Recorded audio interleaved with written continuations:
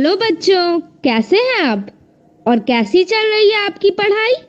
ये तो बहुत अच्छी बात है कि हम लोग प्रतिदिन सुबह 9 बजे से 10 बजे अपनी कॉपी और कलम के साथ मेरा दूरदर्शन मेरा विद्यालय कार्यक्रम देखने के लिए तैयार रहते हैं, जहां क्लास 6 से 8 की पढ़ाई होती है और साथ साथ कुछ अन्य रोचक जानकारियां भी हमें मिलती हैं। कार्यक्रम में बताई जा रही इम्पोर्टेंट पॉइंट्स को हम नोट भी करते हैं ताकि बाद में उनका रिवीजन कर सकें। और हाँ बच्चों, एक बात और, हम लोग जो भी चीज़ें मेरा दूरदर्शन मेरा विद्यालय कार्यक्रम में सीखते हैं उसका अध्ययन अपनी किताब में ज़रूर करें। इससे उन चैप्टर्स को हम पूरी तरह समझ पाएंगे। तो आज हम लोग सबसे पहले सुनेंगे बापू की पाती, जिसमें हम राष्ट्रपिता महात्मा गांधी के जीवन प्रसंग से जुड़ी बातों को सुनकर प्रेरणा पाते हैं।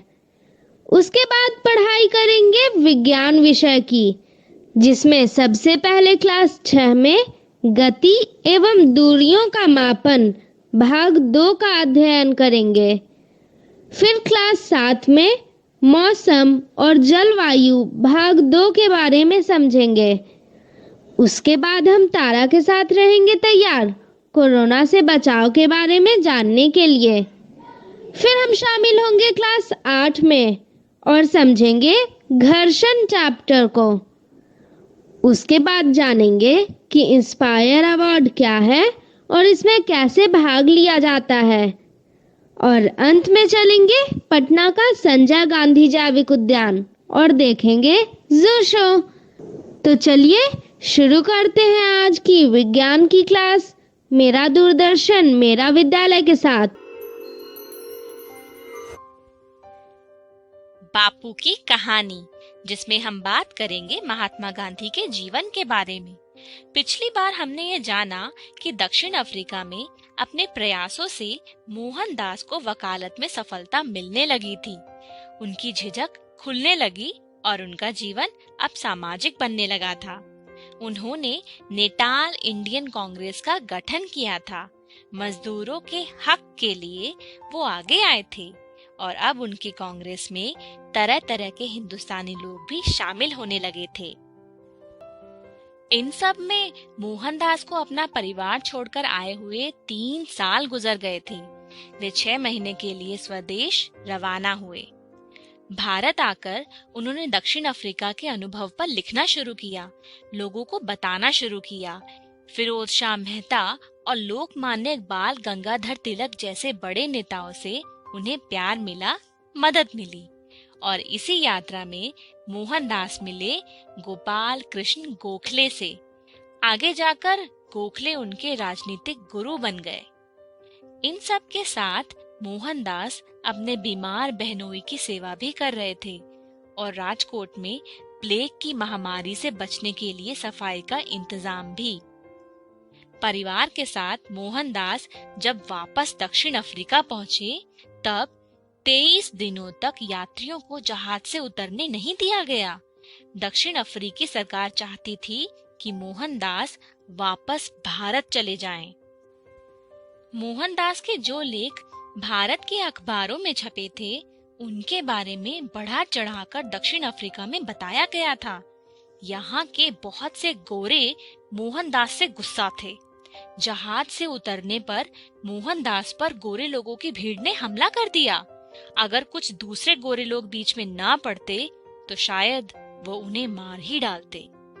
जब अखबारों में इसके बारे में छपा और यह भी कि मोहनदास ने हमलावरों के खिलाफ शिकायत नहीं की तो उनके लिए सहानुभूति बढ़ने लगी। अखबारों ने उन पर लेख छापने शुरू कर दिए। 6 साल तक यह आंदोलन बिना किसी पक्के कोष के चला। चंदे से सभी काम होते थे।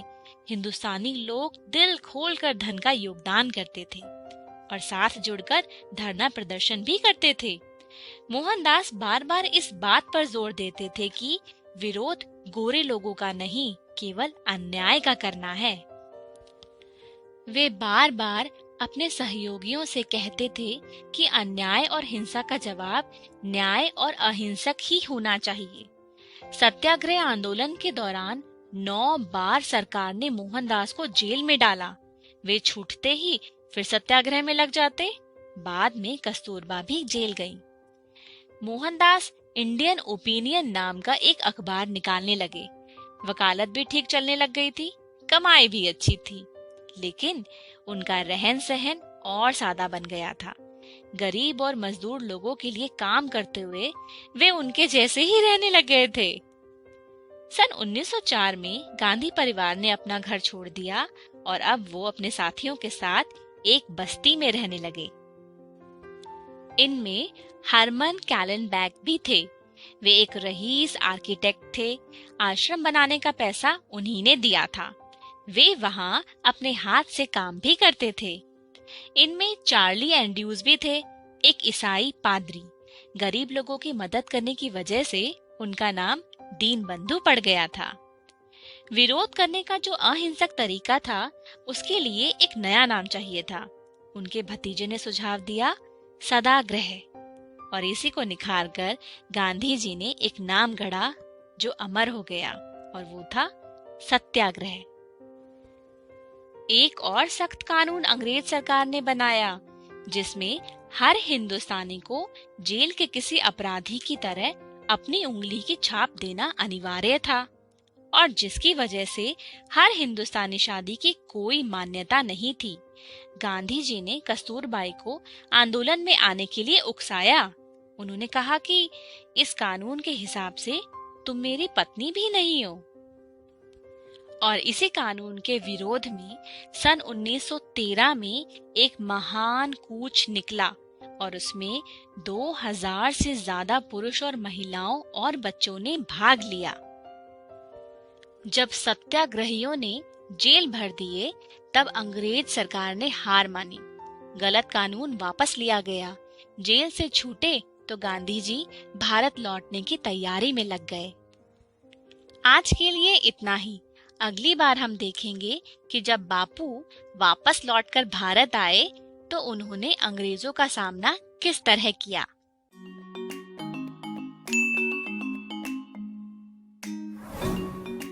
पिछले भाग में पवन, सोनिया एवं पुनीत भैया ने दूरियों के मापन पर चर्चा की थी। इस भाग में तीनों गति के मापन पर चर्चा जारी रखेंगे। पवन, अब तुम्हें गति के प्रकार एवं गति के मापन के बारे में जानना चाहिए। अच्छा बताओ, तुम्हें वाहनों के विकास के बारे में क्या जानकारी है?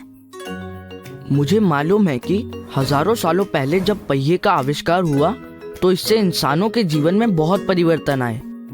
पहिए के अलावा नाव के आविष्कार ने भी बहुत प्रभाव डाला। नाव के कारण पानी के आसपास बसी दुनिया की खोज करना आसान हो गया। पता है, हवाई जहाज से पहले लोग समुद्र में जहाजों से लंबी यात्रा किया करते थे। नाव की सवारी मुझे बहुत पसंद है। कितने आराम से चलती है। पानी में सड़क जैसा घर्षण नहीं होता है ना? हाँ, लेकिन घर्षण आवश्यक भी होता है, नहीं तो हम चल भी नहीं पाएंगे और आम सतह पर भी फिसलने लगेंगे। जैसे कि फर्श पर तेल या साबुन गिरा हो तब फिसलते हैं। हाँ, इसीलिए घर्षण संतुलन में होना चाहिए। बहुत ज्यादा या बहुत कम होगा तो भी चलना मुश्किल होगा। नाव और पहियों के आविष्कार के बाद धीरे धीरे वाहनों का विकास होता गया और अब तो हवाई जहाज तक बन चुके हैं। लेकिन मुझे समझ नहीं आया इसका हमारे अध्याय से क्या संबंध है। संबंध है? अच्छा सोनिया, तुम कैसे बताओगी कि कोई वस्तु गति में है? नहीं पता। अच्छा, उस कुत्ते को देखो। पहले वो उस दीवार के पास था, अब उस गाड़ी के पास है। हाँ, तो जब किसी वस्तु या जीव का स्थान समय के साथ बदलता है तो इसका अर्थ हुआ कि वह वस्तु या जीव गतिशील है। पर पुनीत भैया, हम इसे मापेंगे कैसे? अगर हम समय की एक मानक इकाई जैसे 1 मिनट लें तो स्थानों की दूरी में 1 मिनट में जितना ज्यादा परिवर्तन होगा उसकी गति भी उतनी ही ज्यादा होगी। जैसे एक कार 1 मिनट में एक साइकिल से ज्यादा दूरी तय कर सकती है। इसका अर्थ हुआ कि कार साइकिल से ज्यादा तेज गति से चल सकती है। भैया, क्या गति का भी मापन मात्रक होता है? हाँ, अगर कोई कार 1 घंटे में 50 किलोमीटर चलती है तो उसकी गति हुई 50 किलोमीटर प्रति घंटा। तो यहाँ मानक माप है किलोमीटर प्रति घंटा।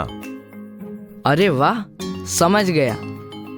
पवन, मैंने पढ़ा है कि गति भी कई प्रकार की होती हैं, जैसे वर्तुल गति, आवर्ती गति आदि। कोई उदाहरण देकर समझाओ। वर्तुल गति का उदाहरण लेते हैं। इसका उदाहरण है एक घूमता हुआ लट्टू। एक ही जगह लट्टू घूर्णन करता रह सकता है, तब वह अपना स्थान नहीं बदलता, लेकिन गति में होता है।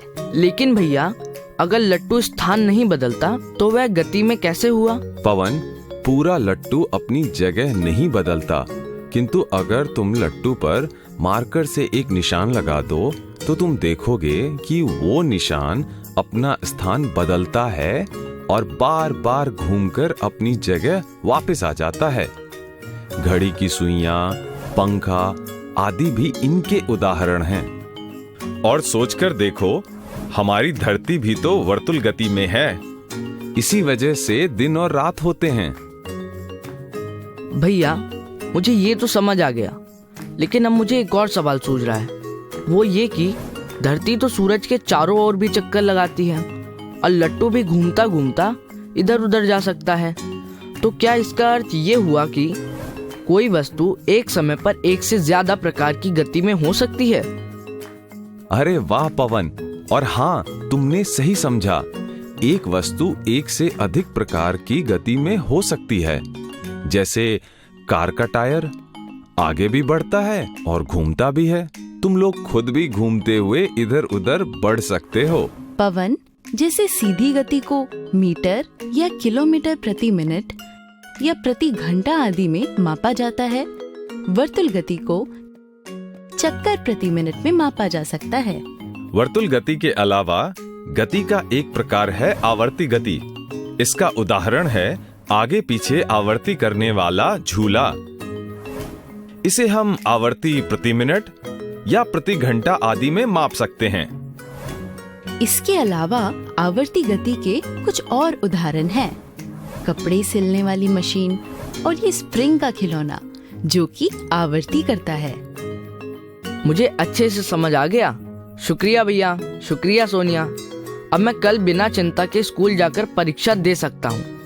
और अब पढ़ाई की बात खत्म करते हैं और कुछ खेलने चलते हैं। मौसम और जलवायु भाग 2।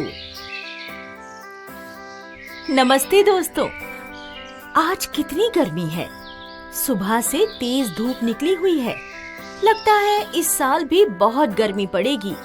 आप लोगों के क्षेत्र में ठंड है या गर्मी? कई क्षेत्रों में मूसलाधार बारिश होती है तो कहीं कड़ाके की ठंड पड़ती है और कई जगह भयंकर गर्मी। हर जगह के मौसम में इतना अंतर क्यों होता है? हमने सीखा था कि मौसम लगातार बदलता रहता है, पर किसी जगह का मौसम जब कई वर्षों तक एक जैसा रहता है तो उसे जलवायु कहते हैं। आइए इस वीडियो के माध्यम से हम मौसम और जलवायु के अंतर के बारे में समझते हैं। गीता और रमेश राजस्थान के एक गांव में रहते हैं। वे स्कूल जाने के लिए निकल रहे हैं। चलिए उनके साथ स्कूल चलते हैं। इस कहानी के उद्देश्य हैं: क. समझना कि जलवायु क्या है। ख. मौसम और जलवायु में क्या अंतर होता है। पता है रमेश, मेरी कक्षा में जो नई लड़की पढ़ने आई है ना, वो केरल से आई है। उसका नाम राधा है। अच्छा, केरल से? हाँ, सही कह रहे हो तुम। हमें उसकी मदद करनी चाहिए क्योंकि वह यहाँ नई है।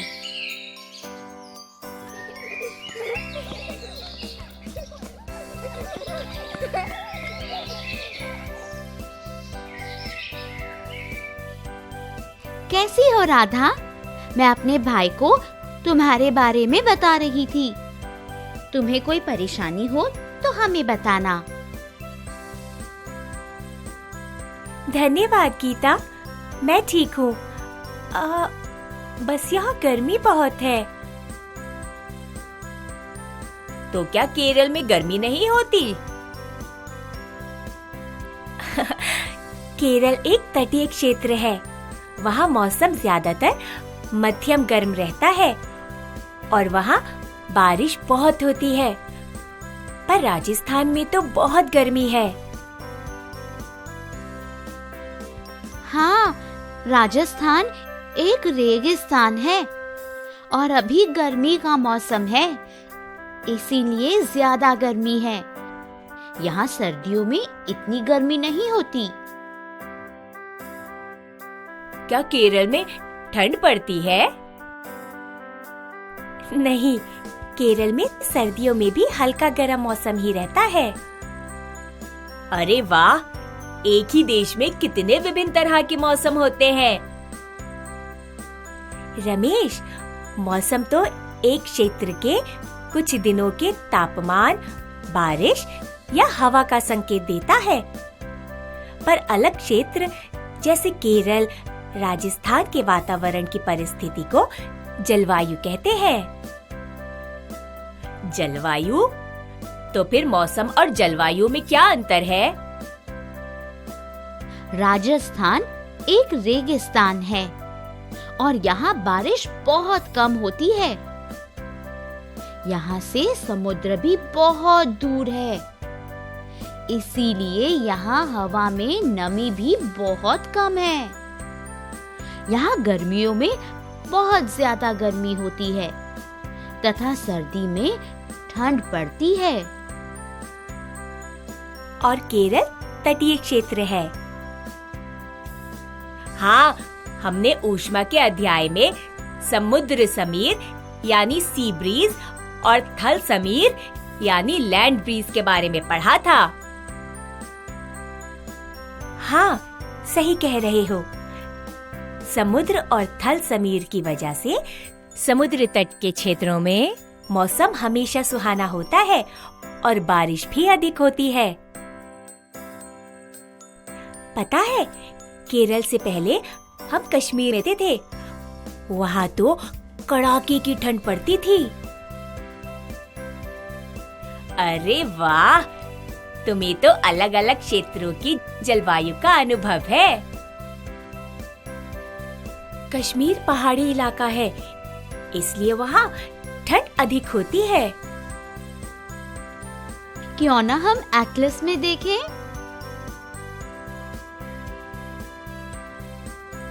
देखो, यहाँ 2014 में भारत के 4 क्षेत्रों का तापमान लिखा हुआ है। यह गर्मियों के मौसम का रिकॉर्ड है। देखो, 4 क्षेत्रों के अधिकतम और न्यूनतम तापमान में कितना अंतर है। हाँ, और यहाँ लिखा है कि किसी स्थान के मौसम की लंबी अवधि जैसे 25 वर्ष में एकत्रित आंकड़ों के आधार पर बना मौसम का पैटर्न उस स्थान की जलवायु कहलाता है। हाँ, जैसे केरल, दिल्ली, जम्मू और कश्मीर और राजस्थान के मौसम लंबी अवधि से एक पैटर्न पर चल रहे हैं। जैसे राजस्थान में बारिश कम होती है, गर्मी अधिक पड़ती है, इसलिए यहाँ की जलवायु गर्म और शुष्क है। हाँ, और केरल में ज्यादातर वर्षा होती है और मध्यम गर्मी रहती है, इसीलिए केरल की जलवायु मध्य गर्म और आर्द्र है। अरे क्यों ना हम आज टीवी पर समाचार में मौसम की जानकारी में देश भर में मौसम के पूर्वानुमान के बारे में देखें। हमें पता चल जाएगा कि देश में अलग-अलग जगहों की जलवायु में क्या अंतर है। देखो रमेश, मौसम विशेषज्ञ बता रही हैं कि कल केरल में बारिश होगी। दिल्ली और राजस्थान में भयंकर गर्मी पड़ेगी और जम्मू कश्मीर में मौसम हल्का गर्म रहेगा। इसका मतलब है कि सारे देश की जलवायु कितनी अलग है। अगर हमारे देश में ही विभिन्न प्रकार की जलवायु है, तो दुनिया के अन्य देशों में भी कितनी अलग प्रकार की जलवायु होगी। हाँ, तुम सही कह रहे हो रमेश। सोचो कि अगर हम एक जगह से दूसरी जगह जाते हैं तो हम पर बदलते मौसम का कितना प्रभाव पड़ता है। हाँ, जैसे राधा के साथ हुआ जब वो केरल से यहाँ राजस्थान आई। हाँ रमेश, जैसे हम गर्मी में हल्के रंग के कपड़े पहनते हैं, ठंड में ऊनी कपड़े पहनते हैं, बारिश में छाता लेते हैं, वैसे सारे जानवर और जीव जंतुओं पर भी तो जलवायु और मौसम का प्रभाव पड़ता होगा।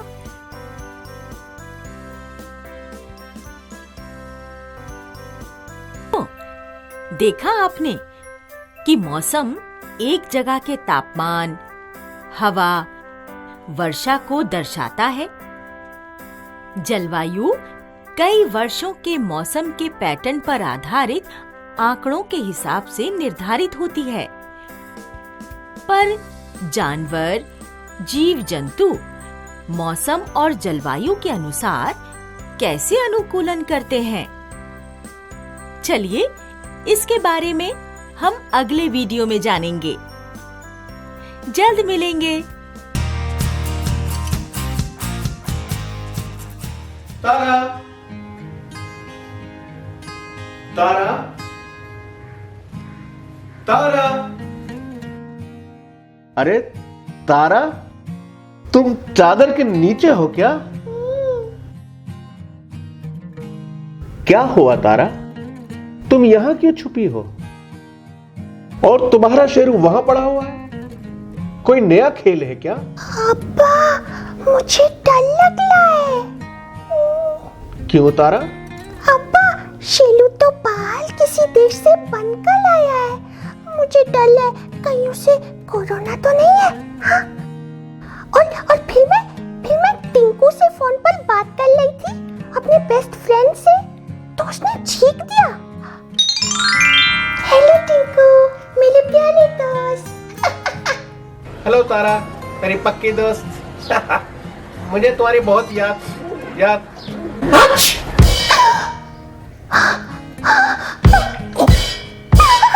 सॉरी, छींक आ गई। मुझे तुम्हारी बहुत याद आ रही थी तारा। तारा, कट गया।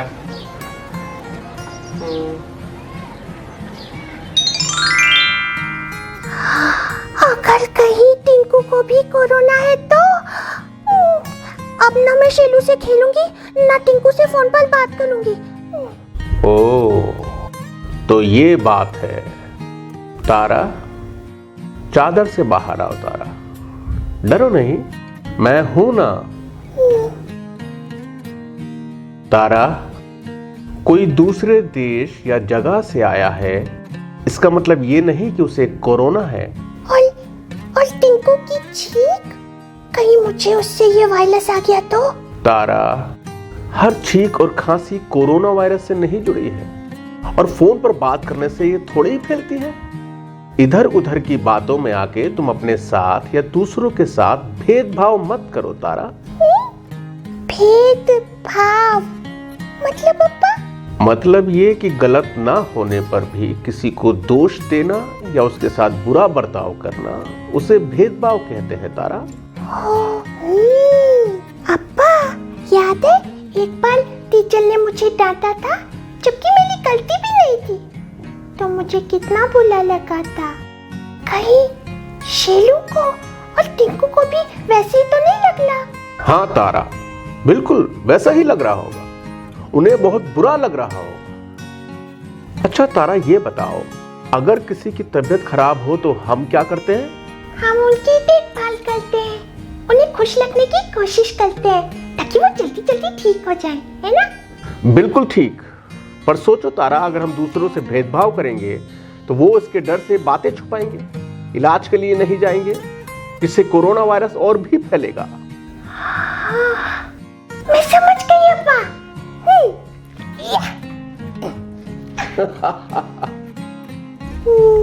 सॉरी शेलू। ओह, मैं टिंकू को भी फोन करके सॉरी बोलूंगी। हेलो मेरे प्यारे दोस्त Tinku. Hello Tara. I am sorry, मैंने डर के जल्दी जल्दी में फोन कट कर दिया था। कोई बात नहीं तारा, हम लोग पक्के दोस्त हैं ना। अब मैं ऐसा कभी नहीं करूंगी, प्रॉमिस। अरे तारा, सुनो तारा, डॉक्टर अंकल को नमस्ते बोलो। ओह हेलो, नमस्ते डॉक्टर अंकल। नमस्ते तारा। अरे क्या हुआ, आप ऐसे उदास क्यों हैं? अरे कुछ नहीं, आजकल कुछ लोग डॉक्टर्स और ऐसे तमाम लोगों के साथ भेदभाव कर रहे हैं जो कोरोना से सबको बचाने में लगे हुए हैं। पर ये तो गलत है। आप और आपके जैसे सभी लोगों को तो थैंक यू बोलना चाहिए। तारा, काश सब लोग तुम्हारी तरह सोचते। दोस्तों, कहीं आप तो किसी के साथ भेदभाव नहीं कर रहे हैं ना? डॉक्टर वगैरह तो हमारी मदद ही कर रहे हैं, उनके साथ बुला बर्ताव तो बहुत गलत बात है। अच्छा डॉक्टर अंकल, क्या हम आपके काम में कोई मदद कर सकते हैं? क्यों नहीं तारा, बिल्कुल कर सकते हैं। अभी घर में ही रहो, दूसरों की गलत बातों में मत आओ, इससे हमारा काम आसान होगा, क्योंकि ऐसे कोरोना को फैलने से हम रोक सकते हैं। Okay doctor uncle, bye bye. तुम ये सामान लेकर कहाँ जा रही हो तारा? वो तो मैं और अप्पा पौधों की देखभाल करेंगे, उनको पानी देंगे डॉक्टर अंकल। गार्डनिंग, ये तो बहुत मजेदार काम है तारा। अच्छा मैं भी चलता हूँ तारा, तुम कभी कभी यूं ही मुझे फोन कर लिया करो, मुझसे बातें कर लिया करो, अच्छा लगता है। जरूर doctor uncle, bye bye. Okay bye. अप्पा देखो, बुला ना देखो, बुला ना सुनो, बुला ना कहो। मजा आया ना तारा? बहुत मजा आया अप्पा। ठीक है तारा, तो ये बताओ तुमने क्या सीखा? भेदभाव से नहीं, मेल मोहब्बत का हो साथ, तो हम जरूर देंगे कोरोना को मात। हाँ? बिल्कुल सही।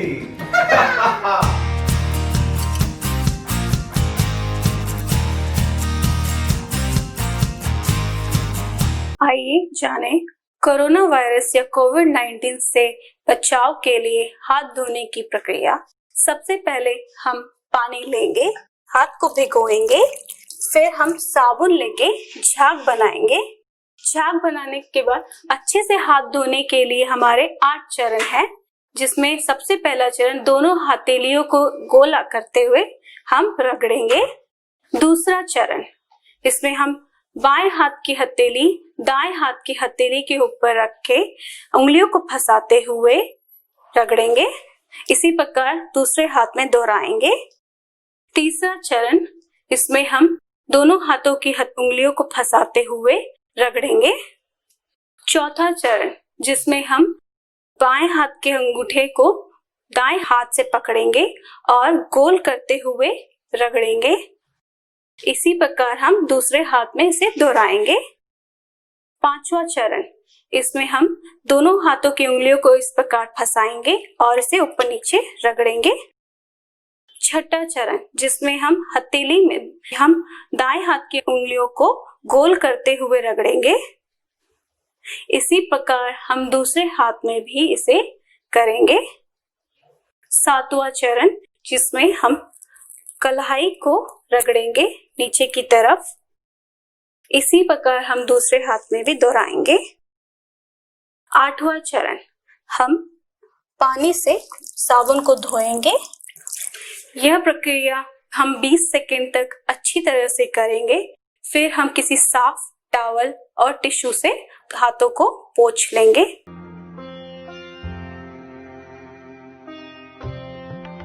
सानिया एक 13 साल की 8वीं क्लास में पढ़ने वाली लड़की है जिसे नई नई चीजों के बारे में जानना पसंद है।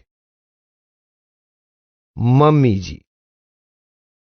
सानिया की मम्मी, जिनकी उम्र लगभग 40 साल है, जो कि शहर में रहती हैं, वो सानिया को नई चीजें खोजने, जानने में मदद करती हैं।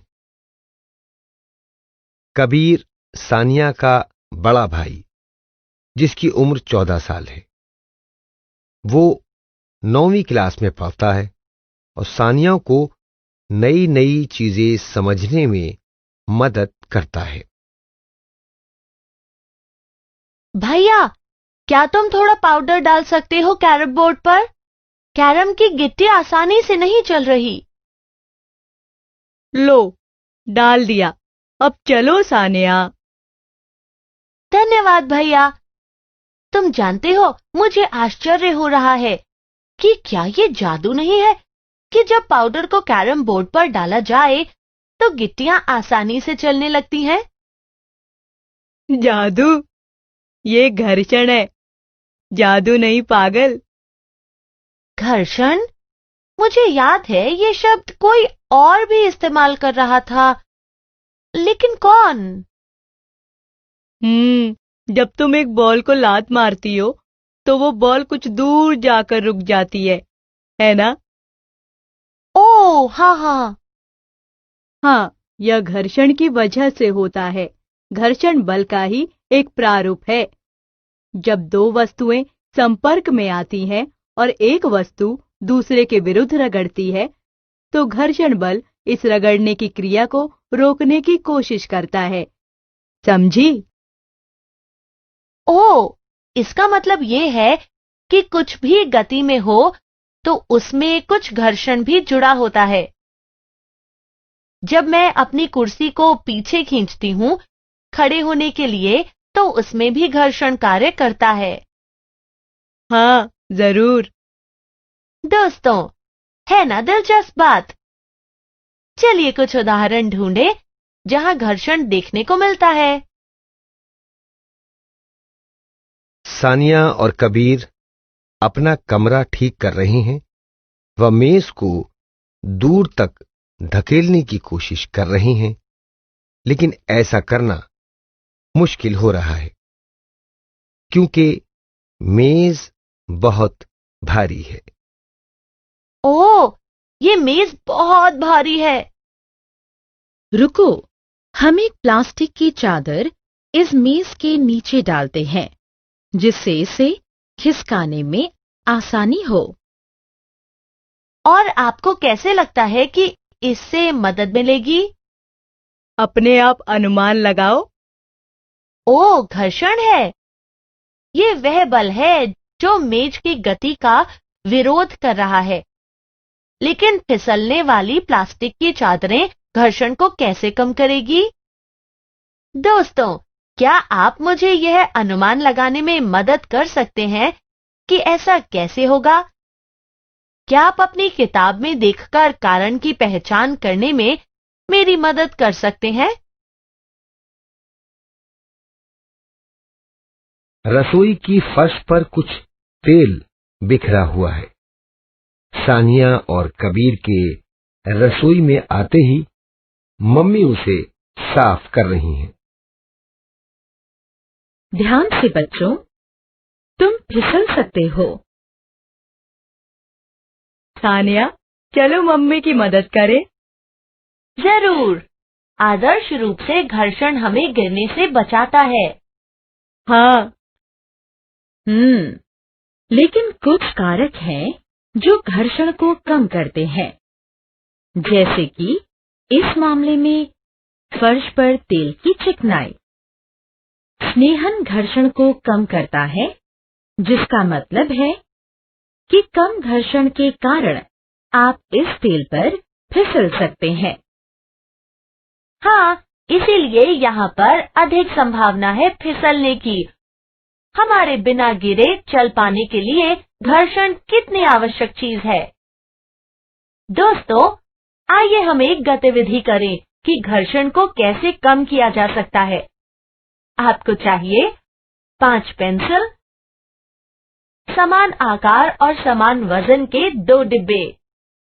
पेंसिल को एक मेज पर समानांतर रखें, एक डिब्बे को इन पेंसिलों पर रखें और दूसरे डिब्बे को सीधे टेबल पर रखें। अब दोनों डिब्बों को एक साथ धकेलें।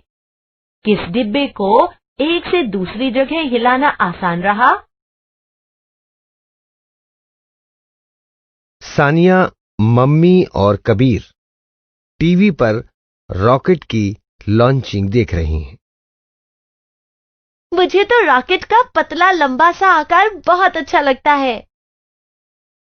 हाँ सानिया, रॉकेट को यह आकार एक महत्वपूर्ण उद्देश्य से दिया जाता है। इतनी तेजी से उड़ पाने के लिए एक वायु गतिकीय आकार बहुत जरूरी होता है। वायु गतिकीय आकार, यह क्या होता है? किस तरह वायु किसी ठोस चीज के आसपास चलती है, यह वायु गतिकी से पता चलता है। जैसे कि एक रॉकेट अपनी उड़ान की शुरुआत में हवा के घर्षण का सामना करता है और हवा के बीच से इसको उड़ान भरनी होती है। यह हवा के घर्षण को कम करने के लिए एक विशिष्ट आकार देता है, जिससे वायु गतिकीय आकार कहा जाता है। क्या तुम दोनों वायु गतिकीय आकार वाले अन्य वाहनों के बारे में बता सकते हो? हाँ, हवाई जहाज की एक समान आकृति होती है और इसी तरह नावों और जहाज की। दोस्तों, क्या आपने ध्यान दिया है कि चिड़ी छक्का यानी बैडमिंटन खेलते समय जिस चिड़ी का इस्तेमाल करते हैं, उसका आकार भी कुछ ऐसा ही होता है। ऐसा क्यों है, क्या आप बता सकते हो? हाँ, नुकीली आकृतियां द्रव घर्षण को कम करती है, जिससे गति बढ़ती है। दोस्तों, क्या आप देखना चाहते हैं कि गैर नुकीले आकार की तुलना में तरल घर्षण को कम करने में नुकीले आकार कैसे बेहतर हैं? एक गतिविधि करते हैं। 2 कागज लीजिए, एक का हवाई जहाज बनाइए और दूसरे की गेंद। दोनों को एक साथ फेंकिए। कौन सी चीज आगे गई?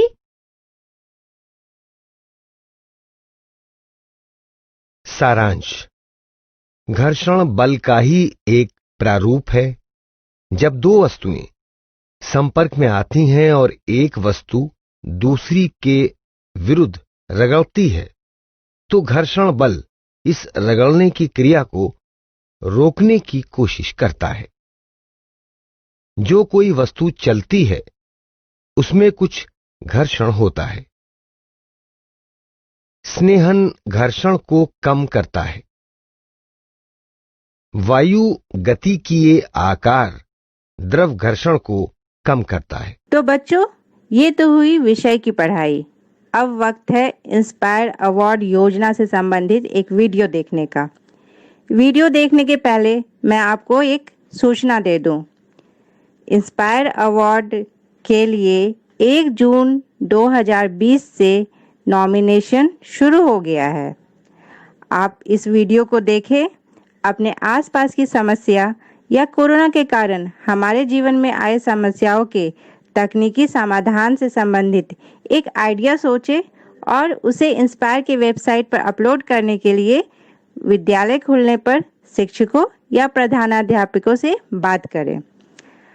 चयनित आइडिया को भारत सरकार के डिपार्टमेंट ऑफ साइंस और टेक्नोलॉजी द्वारा मॉडल बनाने के लिए 10,000 की राशि भी दी जाती है। तो आइए देखते हैं आज इंस्पायर अवार्ड से संबंधित ये वीडियो।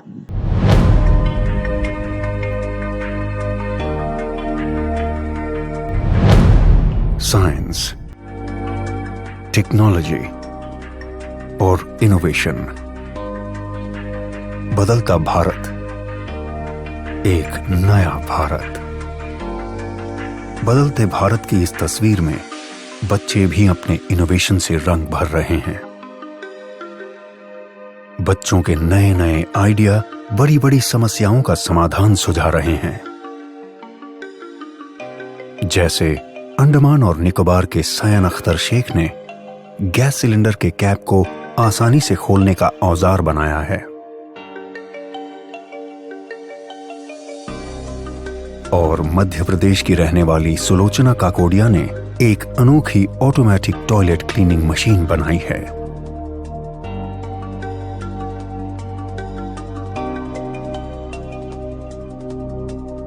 भारत सरकार का विज्ञान एवं प्रौद्योगिकी विभाग DST और राष्ट्रीय नव प्रवर्तन प्रतिष्ठान भारत NIF ऐसे ही लाखों नन्हे इनोवेटर्स को देश भर से ढूंढने का प्रयास कर रहे हैं।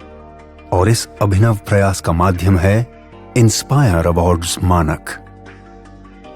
इस प्रतियोगिता में कक्षा 6 से 10 तक के स्कूली बच्चे भाग लेते हैं, जिसमें सबसे पहले स्कूलों में प्राध्यापक द्वारा आइडिया प्रतियोगिता आयोजित की जाती है। इसके जरिए बच्चों के बेस्ट 2 से 3 आइडिया का चयन किया जाता है, जिसका नामांकन इंस्पायर अवार्ड्स मानक के वेब पोर्टल पर स्कूल द्वारा किया जाता है।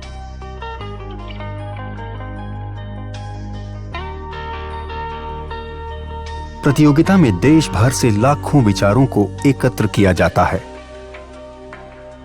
फिर 1 लाख सर्वश्रेष्ठ विचारों का चयन कर उन्हें प्रोटोटाइप बनाने के लिए 10,000 रुपए की आर्थिक सहायता दी जाती है।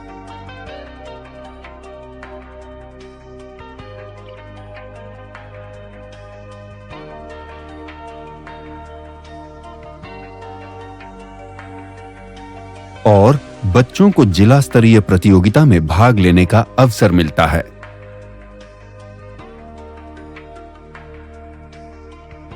इसके बाद 10,000 आइडिया को राज्य स्तरीय प्रदर्शनी में भाग लेने का मौका मिलता है, जहां से श्रेष्ठ 1000 आइडिया को राष्ट्र स्तरीय प्रतियोगिता के लिए चयनित किया जाता है।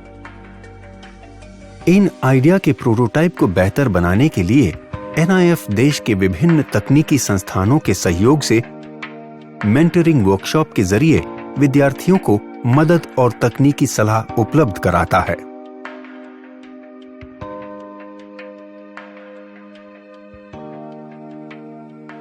राष्ट्रीय स्तर की प्रदर्शनी में श्रेष्ठतम 60 को राष्ट्रीय पुरस्कार के लिए चयनित किया जाता है। NIF चयनित सभी 60 प्रोटोटाइप की उपयोगिता, व्यावसायिकता की संभावनाओं की जांच कर उसे DST और अपनी अन्य योजनाओं से जोड़ने का प्रयास करता है।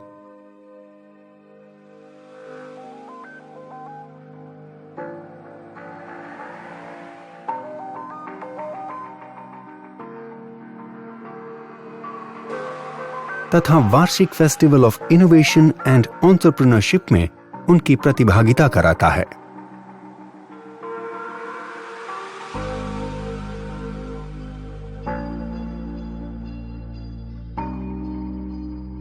अधिक जानकारी के लिए www.inspireawards-dst.gov.in पर जाएं। आइए लाखों विद्यार्थियों को भविष्य के इनोवेटर्स बनने में हम भी मदद करें और उन्हें कुछ नया और बेहतर करने के लिए प्रेरित करें और इन बच्चों के आइडिया के जरिए एक नया भारत बनाएं। इंस्पायर अवार्ड्स मानक, inspiring innovators of tomorrow, million minds augmenting national aspiration and knowledge. तो बच्चों, जैसा कि मैंने पहले ही बताया था कि आज हम लोग शुरू करेंगे जू शो। तो चलिए शुरू करते हैं।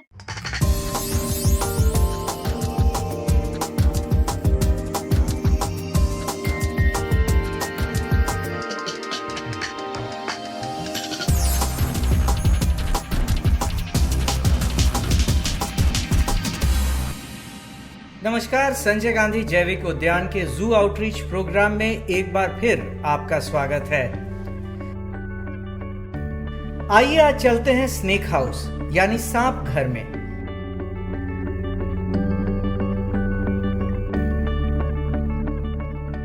आज की इस कड़ी में बात करेंगे यहाँ के 3 प्रकार के सांपों के बारे में। डरिए नहीं, ये तीनों नॉन पॉइजनस यानी विषहीन हैं। यह है सबसे लोकप्रिय अजगर। ये भारतीय महाद्वीप में पाए जाने वाले सांपों में सबसे भारी भरकम सांप है।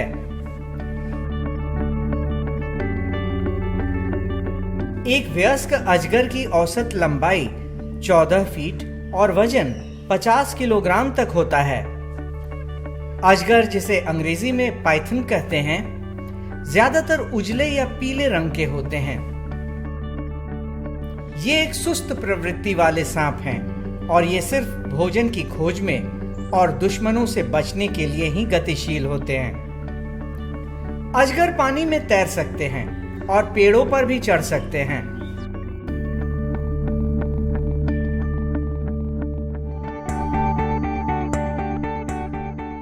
इनका मुख्य भोजन छोटे स्तनधारी जंतु, पक्षी और सरीसृप यानी रेप्टाइल्स होते हैं। अजगर एक ऐसा सांप है जो छोटे हिरण को भी निगल सकता है।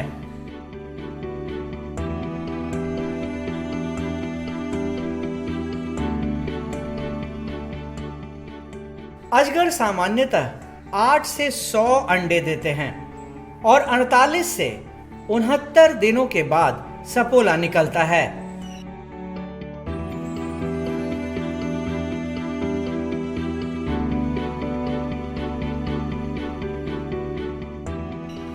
ये अपने शिकार को अपने शरीर से लपेट के मार देते हैं। ज्यादातर ये पेड़ों के पास पथरीले इलाकों में पाए जाते हैं जहां नदी या तालाब हो। अजगर अच्छे तैराक होते हैं और आधे घंटे तक पानी में डूबे रह सकते हैं।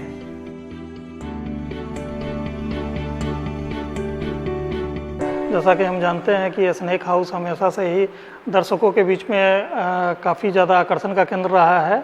पटना स्पीसीज में रॉक पाइथन के तीनों स्पीसीज जो इंडिया में पाए जाते हैं वो मौजूद हैं। रेटिकुलेट हैं, रॉक पाइथन और बर्मीज पाइथन। इनका एग लेइंग मार्च महीने में शुरू होता है। लगभग 15 से 20 अंडे को एक एग ले करते हैं। लगभग 90 दिनों तक इसको वेट करते हैं, फिर इससे बच्चे निकलते हैं। रॉक पाइथन है, इसको खाने में हम लोग यहाँ पे गिनी पिग, रैबिट या चिकन इत्यादि दिया जाता है। सप्ताह में 2 दिन इनको दिया जाता है।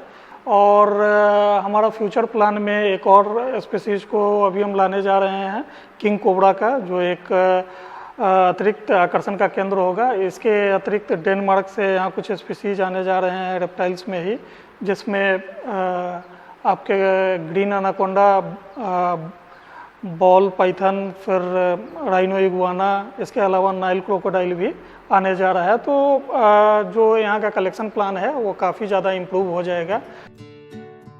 अब चलते हैं धामिन यानी रैट स्नेक के एनक्लोजर के पास, जो दक्षिण पूर्व एशिया में पाए जाने वाला एक विषहीन सांप है।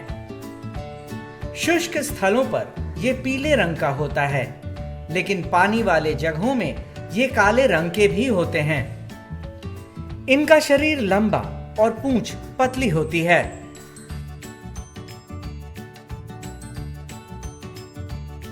इनकी औसत लंबाई 1.6 से 2 मीटर तक की होती है और ये तकरीबन 11 सालों तक जिंदा रहते हैं। ये ज्यादातर चूहे खाते हैं, इसीलिए इन्हें रैट स्नेक भी कहा जाता है। धामिन एक बार में 6 से 14 अंडे देती है और 2-3 महीनों के बाद इससे बच्चे निकलते हैं। अब चलिए सैंड बोआ की तरफ। 2 मुंहा सांप के नाम से मशहूर सैंड बोआ ईरान, पाकिस्तान और भारत में पाए जाते हैं। ये विषहीन सांप हैं जो बेहद शर्मीले होते हैं। ये रेतीले मिट्टी में रहना पसंद करते हैं। ये सैंड बोआ इतने सीधे होते हैं कि आप इन्हें हाथ में भी उठा सकते हैं। इस सांप का मुंह और पूंछ एक जैसा होता है, इसीलिए इसे दो मुंहा के नाम से जाना जाता है। संजय गांधी जैविक उद्यान में दो प्रकार के सैंड बोआ हैं, एक कॉमन सैंड बोआ और एक रेड सैंड बोआ। जैसा कि नाम से ही है, सैंड बोआ ये प्रायः बालू और मिट्टी में मिलते हैं। इन्हें दो मुंहा सांप भी कहा जाता है। संजय गांधी जैविक उद्यान में सांपों सैंड बोआ के रख रखाव में काफ़ी ध्यान देना पड़ता है। बालू को हम लोग मेंटेन करते हैं, इसके केज की सफाई की जाती है। बालू पूरा प्रॉपर मेंटेन करके उसका तापमान जो है स्थिर तापमान पे रखा जाता है। भोजन के रूप में हम लोग इसे चूहा और गिनी पिग प्रदान करते हैं और उसी प्रकार से ऋतु के हिसाब से इनके रख रखाव में परिवर्तन होता रहता है। जाड़े के ऋतु में इनके शरीर के तापमान को व्यवस्थित करने के लिए पर्याप्त उष्मा दी जाती है, गर्मी प्रदान किया जाता है। उसी प्रकार गर्मी के मौसम में इन्हें ठंड प्रदान करने के लिए पानी की व्यवस्था की जाती है, जमीन को नमी प्रदान किया जाता है, पंखे इत्यादि की व्यवस्था की जाती है। आज की कड़ी में बस इतना ही। कल फिर मिलेंगे एक नए एनक्लोजर के पास। तब तक के लिए नमस्कार।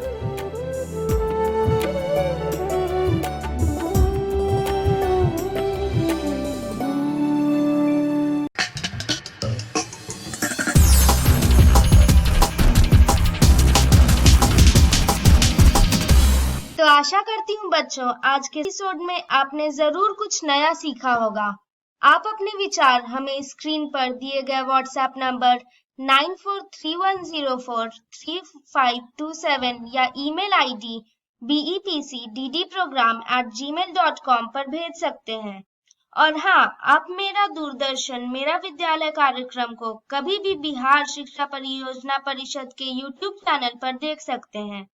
इसके लिए सर्च करें BEPC मेरा दूरदर्शन मेरा विद्यालय और कार्यक्रम को देखें, इम्पोर्टेंट पॉइंट्स को नोट करें और क्वेश्चंस हल करें।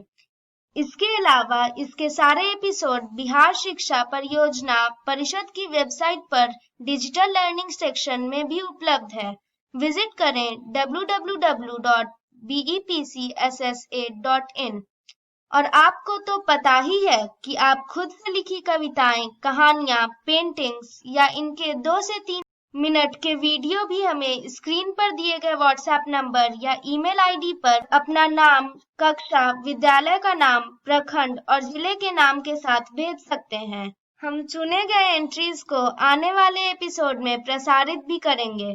तो घर पर रहें, पढ़ते रहें, बढ़ते रहें। मिलते हैं अगले एपिसोड में। बाय बाय बच्चों।